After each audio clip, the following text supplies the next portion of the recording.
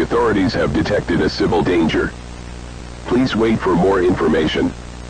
The authorities have detected a civil danger. Please wait for more information. The following message is transmitted by San Diego County Emergency Management. According to verified reports, a specimen of considerable dimensions, resembling a T-Rex, has been sighted in several locations in San Diego. The animal is presumed to be of unknown nature and its behavior is unpredictable. Authorities are actively working to contain the situation. Residents are strongly asked to avoid leaving their homes and shelter in place. Avoid public areas and stay informed through official sources.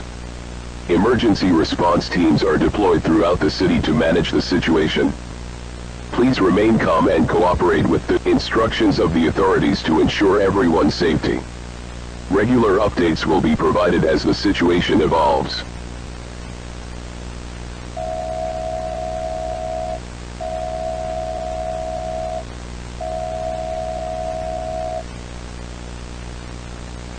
This is a critical update message for the San Diego County Emergency Management.